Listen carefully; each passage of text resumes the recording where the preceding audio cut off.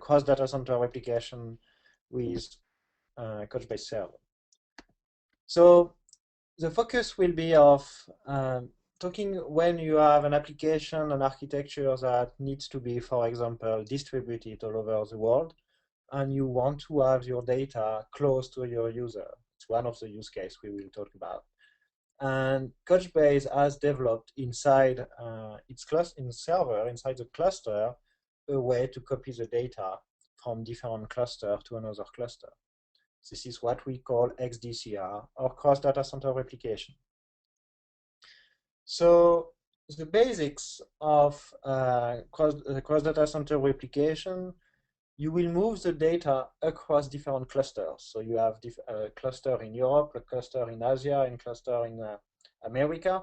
You will be able to push the data from these different locations. It's configured per bucket.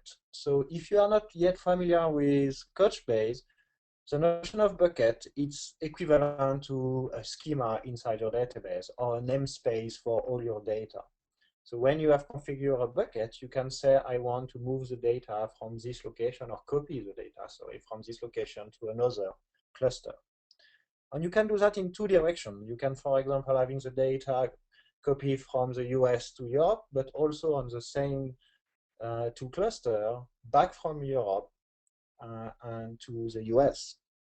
In this case, you will be able to read and write the data in both locations, in both clusters, in both data centers. This is really an active replication across different data centers. And like many things inside Couchbase, it has been built to scale out, and we do that linearly also in the context of the cross-data replication. And one important to mention when we talk about replication and cross-data replication, it's to make a clear difference between the cross-data center replication and the replication we have internally inside one cluster.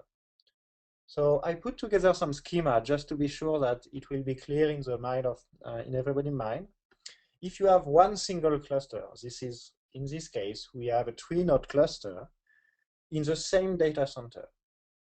So you have 3 different machines, so 3 servers in this case, and you have all the documents that has been distributed on these 3 nodes. So your application is accessing this cluster, the Couchbase API on the Couchbase server automatically distributes the data on these 3 nodes. And you also have a replica of the value of the document. Because we distribute the data, we want to be sure that if one node a copy of this data inside this specific cluster. This is what we call the intra-cluster replication. The fact that you have a copy that is used as an internal backup in case of failure. Because just to be a final point on this, we have inside one single cluster a single active document on one or multiple replicas that are distributed in these 3 nodes or more nodes in the same data center. When we are talking about the cross data center replication, you have in this example 2 clusters, one in the data center 1, so DC1, and one in the DC2. Each of these clusters have multiple nodes, and in between these different nodes, you have replication of data. But what the cross-data replication does is pushing and moving the data or copying the data from DC1 to DC2. In this specific schema, we use the bidirectional cross-data center replication that is pushing copying all the mutation from DC1 to DC2, but also doing the same thing from DC2 to DC1.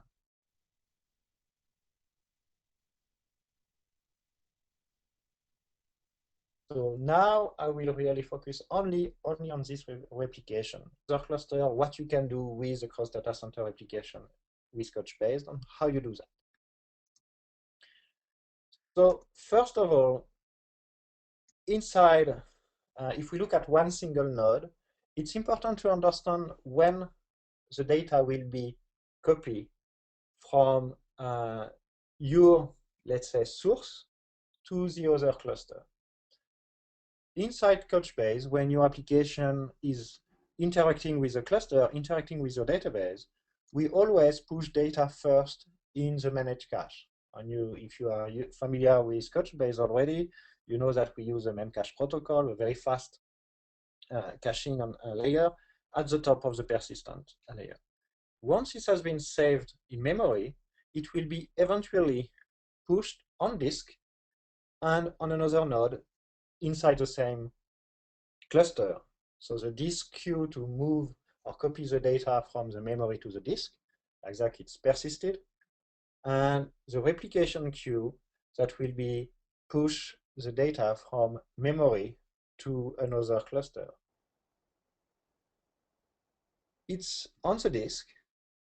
The cross data center replication or the cross data center engine will take the document and send it, in this case, to another cluster.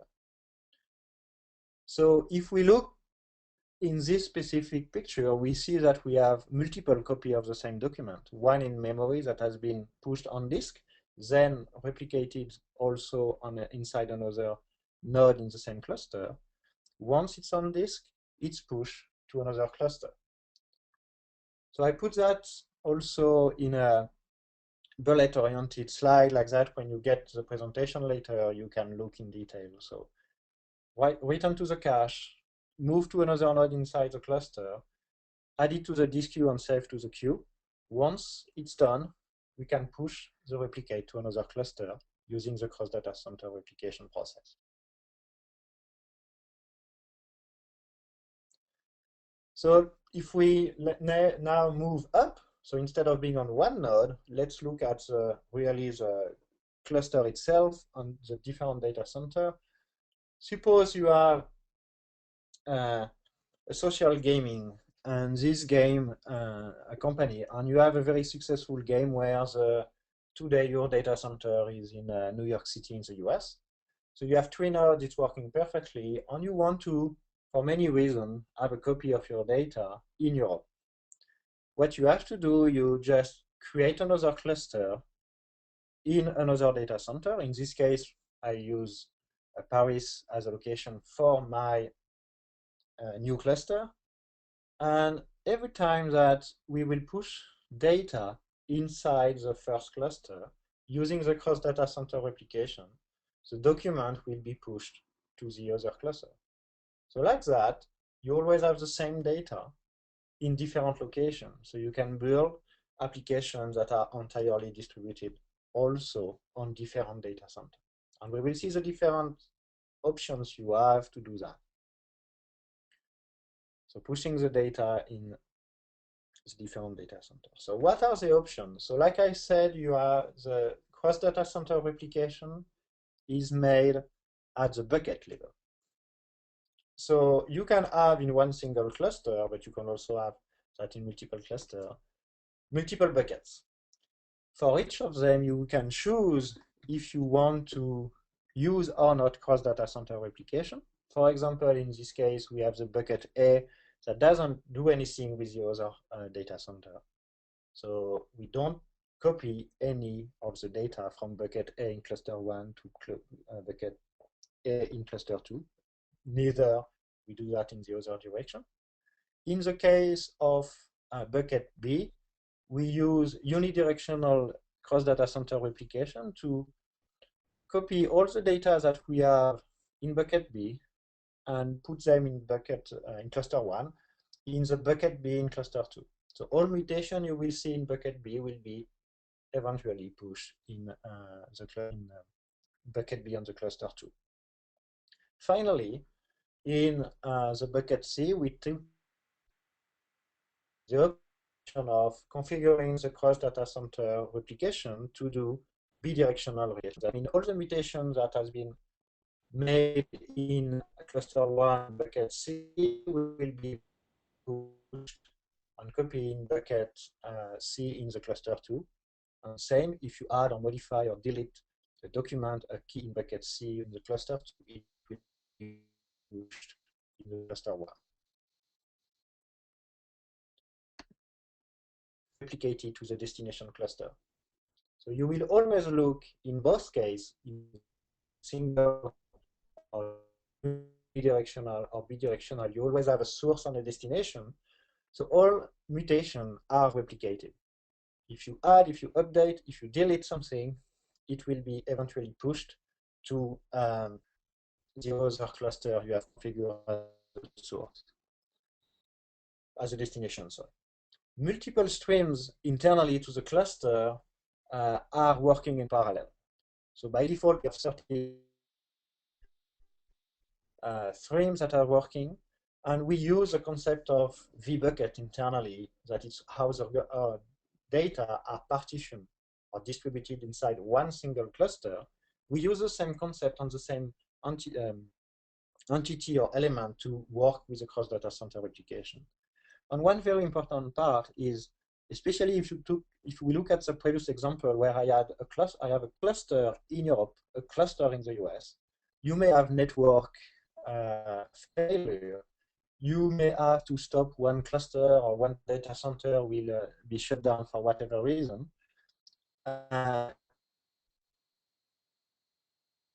Cross data center replication, you have a cannot send, he will wait, and when the server, the other cluster will be up and running again, he will continue, so he will resume the replication when it's possible. Also, one of the key features that we have in Couchbase, it's the fact that the topology of one cluster can change a lot during the life of the application. And this for many reasons. You want to be able to scale out your cluster. You need more machines to be able to take the load of your application. Or you have a failure and you want to, in one of your clusters, so you lose one node. You don't lose data because you have replicas internally, but you may lose one machine for a small moment of time. And you will work, instead of working on 3 servers, work on 2 servers. Or yourself, you may want to reduce the number of machines in one of the data centers. The cross data center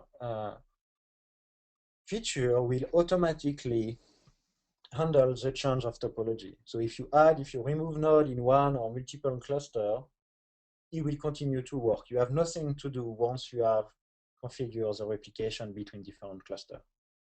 So it's topology aware in the cross data center replication, the same way that your application, when it uses one of the SDKs, the Java, the .NET, the C, or the Node, will be is also cluster topology aware. So any change on the topology has no impact to your code or to the configuration of the cross data center replication. It's handled automatically by the server.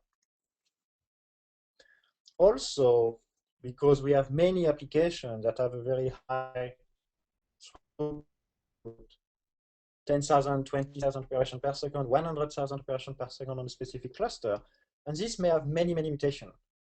So one of the optimizations we have inside the database, inside each node, it's the fact that we only save one at a specific moment of time from the memory to the disk. So you can, it's eventually persisted. That means that you can modify the data many, many times in memory, then it's saved, and only the last version, so the last change, will be sent across the cluster to another cluster. Also, instead of sending the document all the time and look if it has been modified, especially in bidirectional cross data center replication, since we can change the 2 documents on 2 different clusters or n different clusters, we exchange metadata before sending the document itself, before sending the data itself. So we look at the revision on other metadata inside the document to be sure that we have to send the document from cluster 1 to cluster B, do 2 story or for cluster 2 for cluster 1. So optimization of the replication to be as efficient as possible. So since we have an active-active, we can have an active-active cluster cross data center replication, you have to be sure that you have the same version eventually in the all the cluster. But one thing is very important to remember. First is inside one cluster, you have a strong consistency of the documents. And this is based on the fact that we use a single active document in memory, so you cannot, we don't read on update replicas. We only have one active version of the document that is accessible by the application. But this is done at the single cluster level. When you work across different clusters, so using the cross data center replication, it's an eventual consistency because you don't control the latency, you don't send the data immediately to the other cluster because you may have multiple clusters to push the data.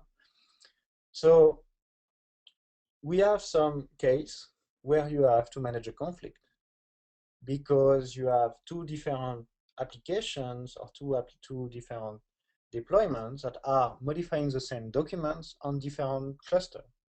So the most important part to remember is even if it's eventually consistent, at the end, the system will always pick the same winner. And the same winner will be based mainly on how many updates has been done in which order to try to calculate which one has been modified the last. And this one will be the winner. So in this case, for example, we have doc1 in data center 1, doc1 in DC2. You have only one mutation in DC1, then you have multiple mutation in DC2. DC2 will be the winner. So at the end, in the cross-data replication protocol on Exchange, the doc1 will be copied from DC2 to DC1. So this conflict is managed internally by the Couchbase cluster, and it's done using metadata exchange, not sending the document back and forth all the time. So how do you, once you have your cluster, and I will finish this presentation just before the Q&A session by a demonstration, but let's explain first how do you configure and monitor the cross-data center replication. So if you are familiar with Couchbase, you know that Couchbase exposes an administration console with many options to create buckets, insert documents, modify configuration of memory, and other information like monitoring nodes. So using the same console, you can go to the Cross Data Center Replication tab and configure your Cross Data Center Replication. But remember one thing that is very important. It's everything that you do inside the console. You can do it using a REST API, or you can do it using a command line interface. So I will use the console, but remember that for your system administrator or your DevOps, you can also use a command line on REST API. So the first thing to do is to define from the source the destination of the destination cluster. So you define a remote cluster. So you call what we call the cluster reference with the name, the IP, one of the IP address of your destination cluster, and the administrator username and password for the administration. Then you choose which buckets as a source. So for example, I want to use this cluster, the default bucket, and send the data to another cluster that I call West Coast, and I will send them also in the bucket named default. And when I click replicate, it will start to send the data. So the first step, it will gather the configuration of the cluster, but also then start to replicate the data that has to be copying the destination cluster. So when it's done, the replication, you will see that you have here on the status replicating, and from this specific bucket on this cluster to the other bucket on the other cluster, when on change. That means every time you have a change inside the data on the source cluster, it will be pushed eventually on the destination. Like many other options inside Couchbase, you have advanced monitoring feature where you can look at the different queues, number of documents you have to send, the number of the speed, the latency of the cluster between the replication between cluster. Once again, you can use the REST API to do that. And what we have done in the latest release 2.1 is we improve. We have added more statistics about cross data center replication and other information inside your cluster to help you to monitor what's going on between your cluster, to be able to tune it, and if needed, to augment or reduce the number of streams that you have to send and read the data. So now that we have quickly look at what is cross data center replication, how do you do it from the console, and the type of unidirectional and bidirectional, let's talk a little bit about use cases. So when we talk about unidirectional cross data center replication, it's one server or one cluster will have all the data, will have all the mutation, and will send the copy of this data on mutation to another cluster. And this is a very, very common topology that we see in many projects. And usually the first reason people will do that is to have a hot backup. So they have a disaster recovery that is really easy to do. If you lose, for whatever reason, your cluster number one, and I'm not talking about one node, because if you have one node inside one cluster that is dying, we support failover and we are highly available in one cluster. But suppose you have a full machines or data center that is disconnected because you have no more power, you will be able with this specific topology to quickly just connect your application to the data center number 2 and continue to work. And the fact that it's unidirectional, that doesn't do anything with the data on the Couchbase server cluster number 2. It just doesn't put anything in read-only. It's just the fact that the server is not sending any data. It's just the data are just pushed from data center 1 to data center 2. So backup, hot backup and disaster recovery is one of the use cases, but it's also very interesting to get development and testing data. If you need some data quickly, and once you have developed your application, you want to test a new feature on real life data, you can use this to push the data or to have a testing cluster that will allow you to do just pre-production tests. And you will see that configuring the cross data replication is very fast. So if you need to use that as a backup, hot backup, active backup, or doing development test, do not hesitate to do it. It's so simple that, and it's part of Community Edition, Enterprise Edition. Bidirectional allow you to have the two servers, as we said before, on a specific bucket, the two clusters, to send the data in the two directions. So if your application is updating the user profile on data center 1, and another part of another application is updating another part of the application on the data center 2, the data will be pushed in the different cluster. Obviously, it can always be used as a disaster recovery. So if you start to one of the data center is not accessible anymore, you still have the other one, and your application can continue to work. It's also a nice way to have active masters. If you have a really large applications and you don't want to continue to augment the size of your cluster, you can use this in the same or co-located kind of data center.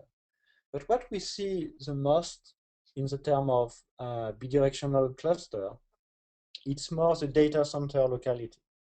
To be able to have not only multiple data centers to have backups and active backups, but also to put the data close to your user. Remember that the way Couchbase has been built, it's to have very low latency between the data and your application. If you have to get all over the world to look for your data, move back the data in another place to get access to it for your application, it may be slow. Not slow because your database is slow, it's just slow because internet / your network is slow. So with these options, you can put, for example, a data center in America, Europe, and in Asia to be sure that it's close to your user. And why it's important? We have multiple use cases. Social gaming. It's nice to always have a very, very quick response time when you do online gaming, betting systems. That is, you want to be very, very fast. But the scenario that is really, the use case that is really interested by this, and that's been used a lot, it's advertisement. When you have profile targeting or ad targeting that is based on profile, and you have to select very, very quickly a specific document. And when we say very quickly, it's 10 milliseconds, 20 milliseconds, 40 milliseconds. You don't want to have any latency to your network.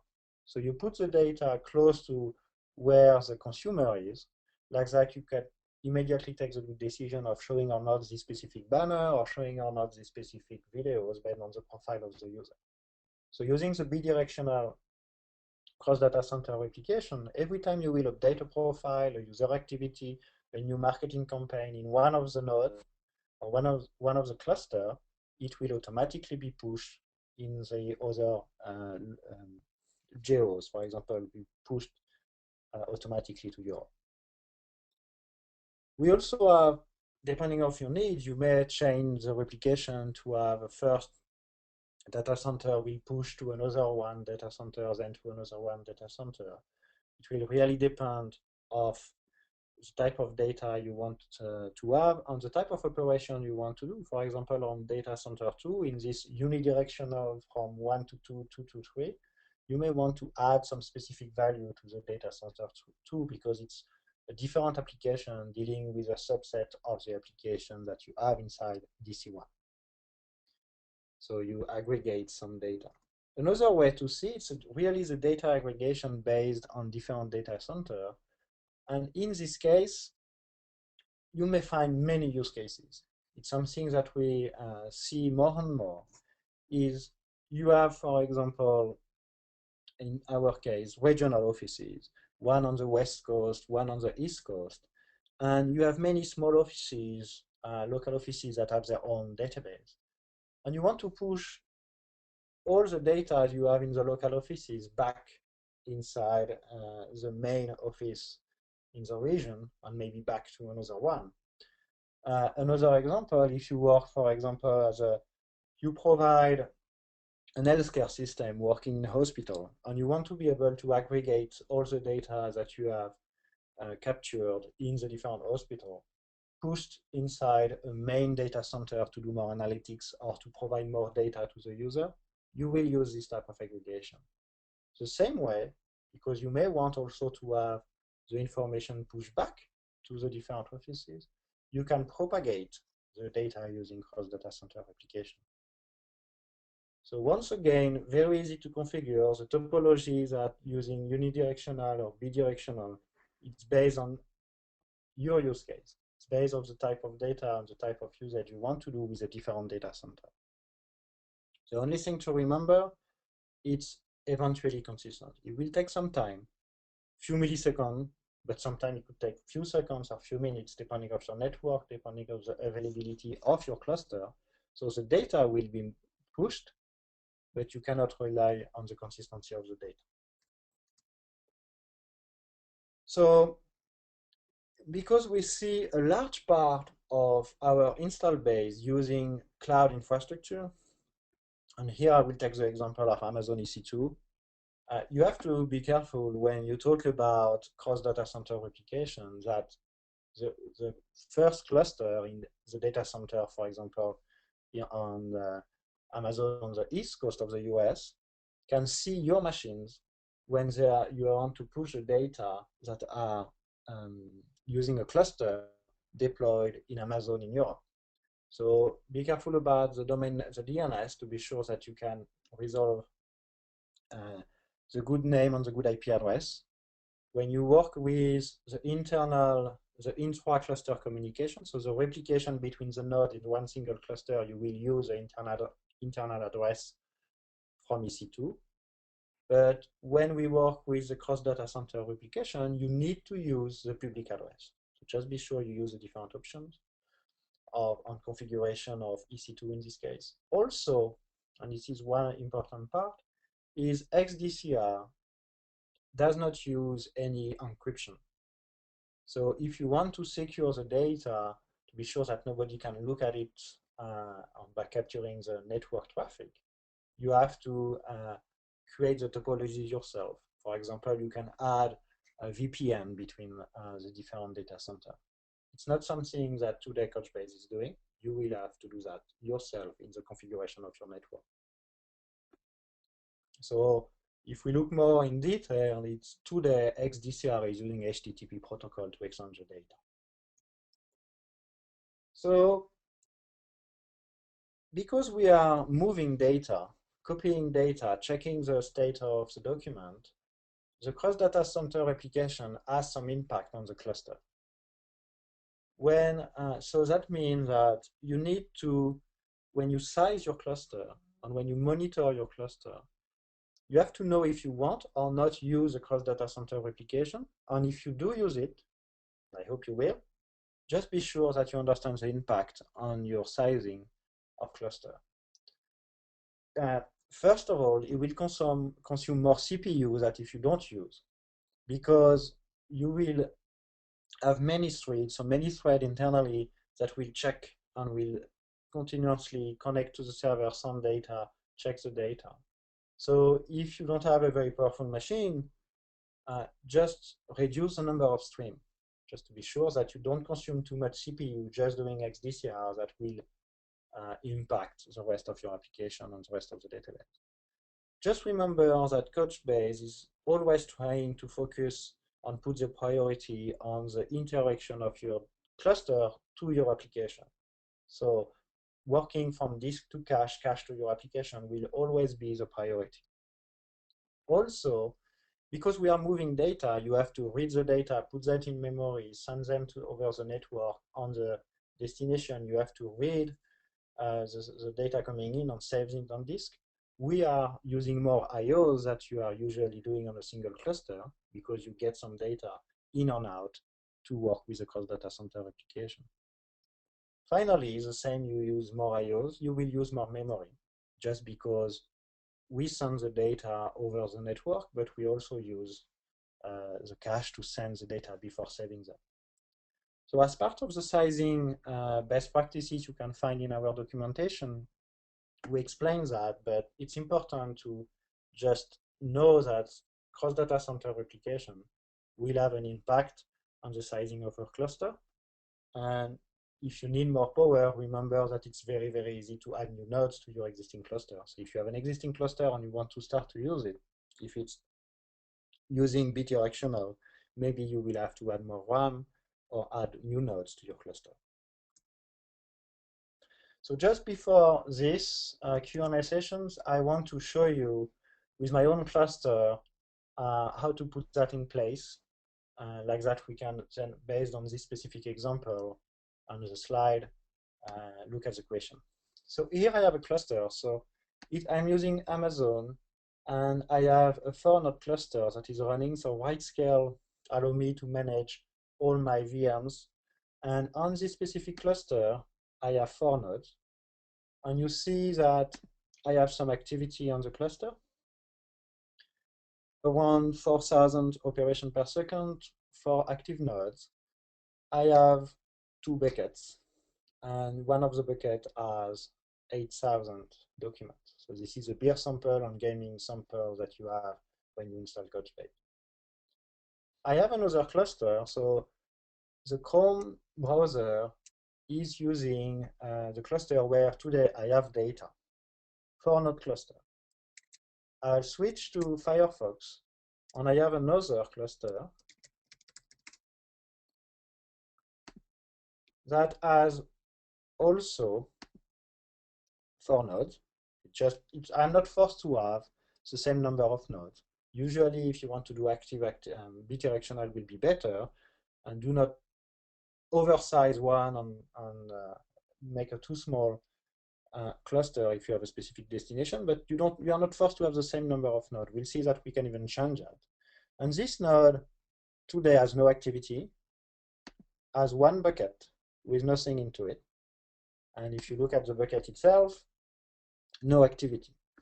So going back to Chrome, looking at the beer sample, and you will see that we have this 4,000 activity. Half of it, 2/3 of it is about getting the information. Some operation around 1,000 per second is about writing or modifying the operation. So the number of read, the number of write. I won't go in all the detail of the stats. You can find that as part of the documentation or the console.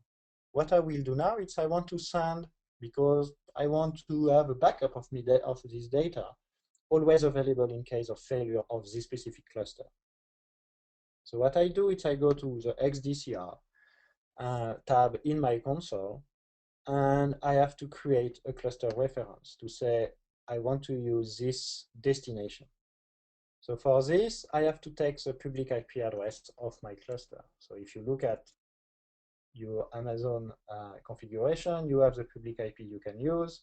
So it's also what I use when I access it from Firefox. So I'm taking one of the IP address. I don't care which node I take. You see, I have 4 nodes.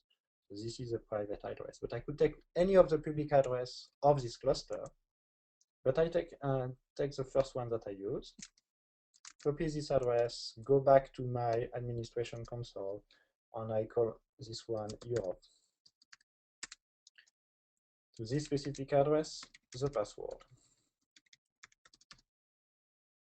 So when I click Save, this specific operation, this cluster will ask the destination, give me your current topology. So it will return the list of IP address and buckets that we have on the list of virtual buckets, the way it's organized. Like that, we have a cluster map. That means we know how the destination is organized. So when I will have to push the data from this cluster to the other one, I will have all the information available. So I'm creating now the replication. So I will take the beer sample, and I want to send that to the European data center, and I need to give the bucket name. The bucket name is something that I have configured inside my bucket, or my destination. It's beer backup. It's done using beer backup here and saving. So now it will starting up and replicating on every change. If I look now inside my bucket here, I should see some activity going up. So I'm sending the data on all the mutation. So we will see the number of operation, especially because we send all the item. So I have 8,000 items. And now it's only the mutation. So it's only the update that I have on the document on the creation. So import all the data first, then modify all the modification, all the updates. If you look inside the bucket itself, you can also look at some data center, cross data center information, especially because it's a destination, what's going on.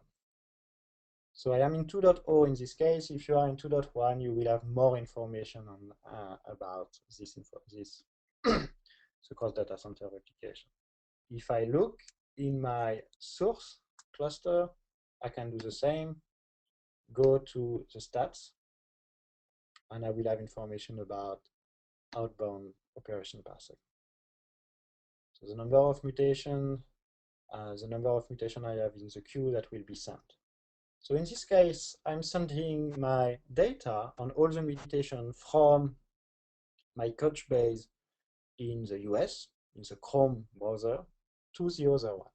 If I want to do the opposite, or the bidirectional one, I want to send also all the mutations that are happening in Europe or in one of my local offices into my master or into my US one. I will just take the IP address on one of the IP address of my cluster and do the same here. Cross data center replication. Let's say I want to use America. This specific public IP address, password, get the configuration from this, then be a backup. I want to send the mutation to the American data center to be center. Saving. It's beer dash center.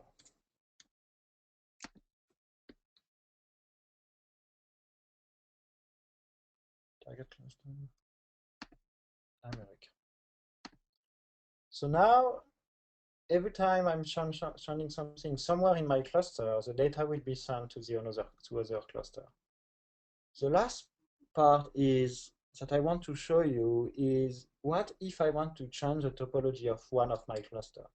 Let's say, for example, in America, our social gaming, our advertisement platform, we have more and more using more and more requests. I need to add some nodes to this. I just have to install Couchbase on one more node. So right now I have 4 nodes. I can take one of the nodes, for example, this one, this IP address, and say, let's add this node to my cluster.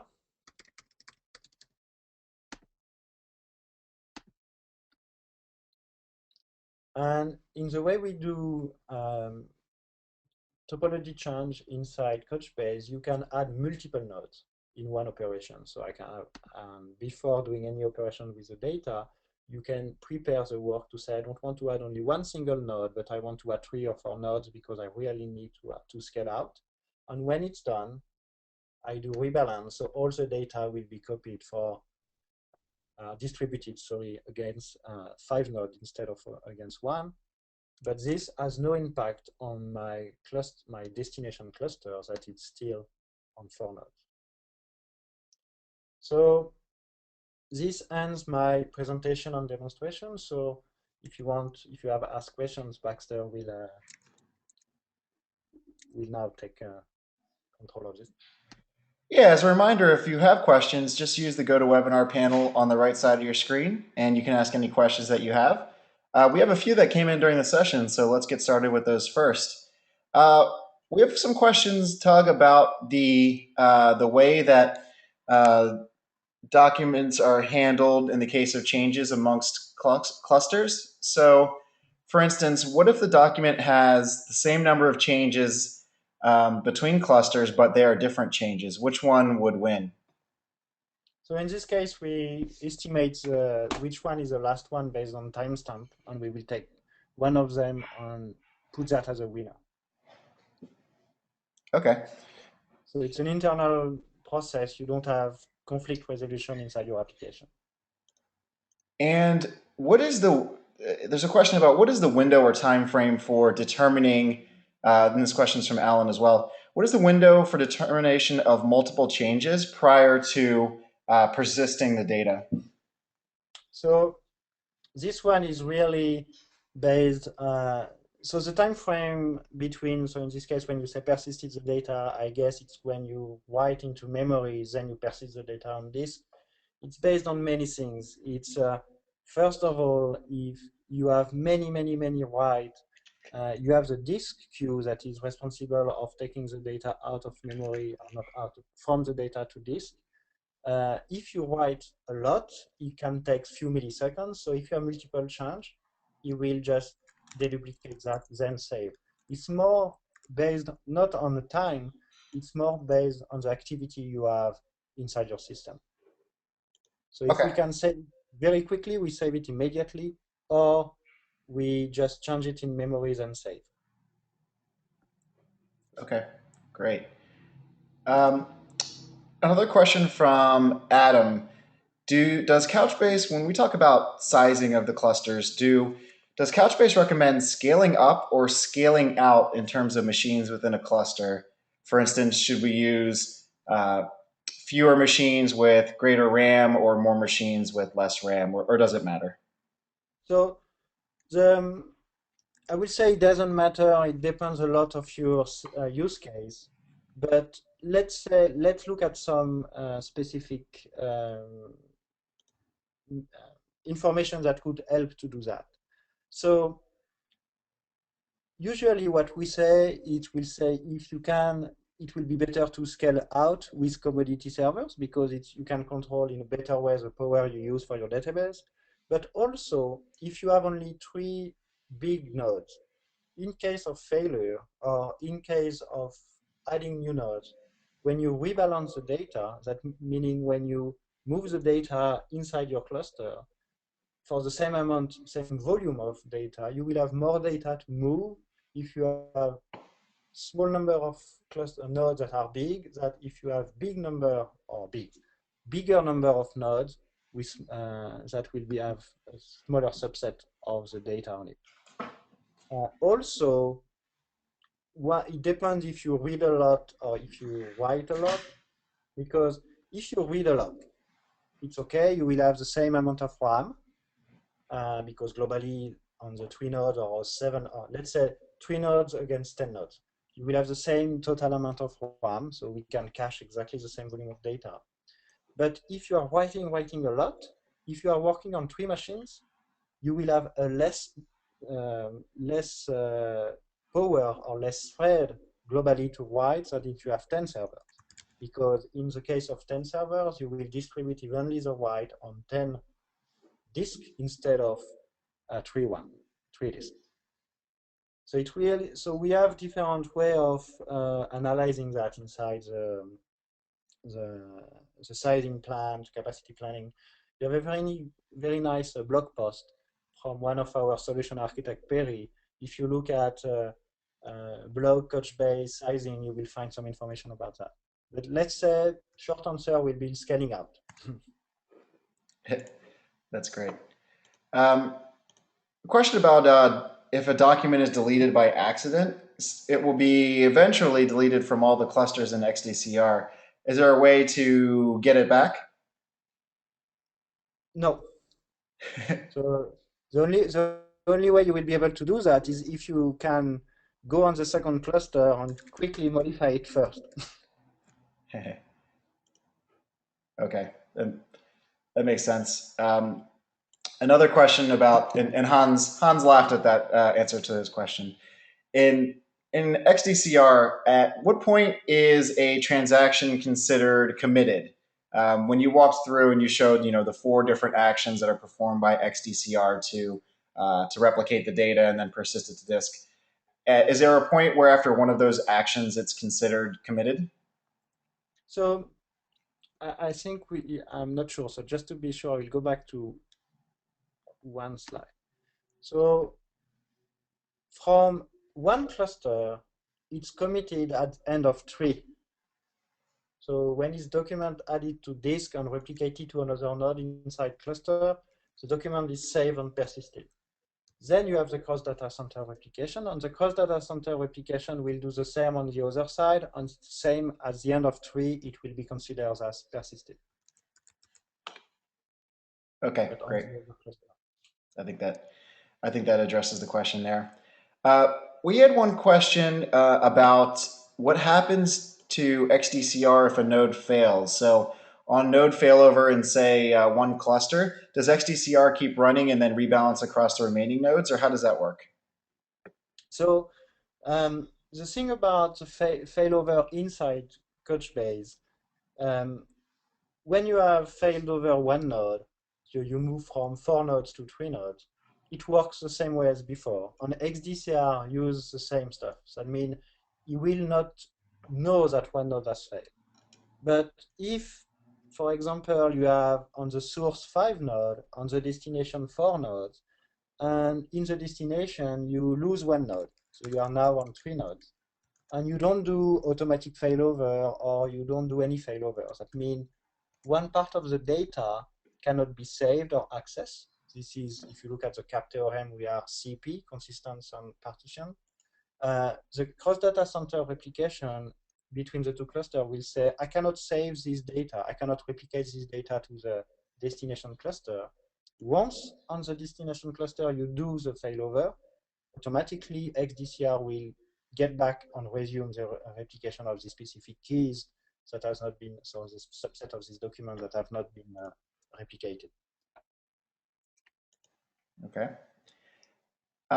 When documents are being, when conflicts are being resolved and winners are being chosen amongst documents with the different changes, is there any output or notification or log or anything to show which winner is being chosen and why? I will have to check. I think we have information in the log, but today I don't know. Okay. I will have to check and get back. Okay. Great. For the folks on the line, we have time for maybe one more question if anyone has any other questions. Oh, okay, one more question.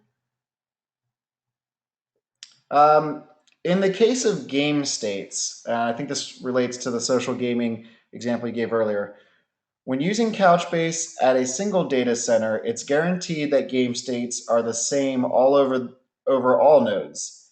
Is this also the case using XDCR? Looking at the time needed to sync and what happens if there's failover. No, so this is really an important point about eventually consistency of the XDCR compared to inside one single cluster. Inside one single cluster, as soon as your game is changing the documents, yes, you have a single view and a single consistent view. But if you are pushing the data from or copying some of the data from one bucket, from the bucket A to another bucket in another data center, in this specific location, you may have few milliseconds or second of difference. It means that you don't have exactly the same packet. So if you really need consistency, real-time, near real-time access, you need to access the same data center. And so what we can, one example of information we could say is user profile, you will use cross data center replication, you connect to the different data center, and you get, you modify or you log in Europe or in America. But when you need to work with the real-time data on a specific game state, and this is a real-time game, it will be better to use one single data center. Okay, great. Well, I think that is all the time we have questions for today. If we didn't have a chance to address your question, then we will certainly do our best to follow up with you and make sure that question is answered. I want to extend a thank you on behalf of Tug and myself for you all joining our session today. The questions were really great and really appreciate your participation in the webinar. If you could please take a minute after the webinar session closes to answer the survey that we have, we'd really appreciate it. That helps to make sure that we improve future sessions. And also wanted to mention that in less than a month's time, our annual user conference is coming up in September 13 in San Francisco. And this is our largest event of the year. It's a great event where we get folks from all over the place. And this year we have a great lineup of speakers, including folks from PayPal, Orbitz, HP, McGraw-Hill, LivePerson, Nielsen, and others, and a lot of technical content, and it's going to be a lot of fun. So if you have the ability to attend, you should. You can see the link at the bottom of the slide here that Tug is showing, and you can also find it very easily by going to our website and then into the events section. So again, thanks a lot for joining the session today, and we look forward to seeing you on a future webinar. Thanks and have a great day. Thank you. Goodbye.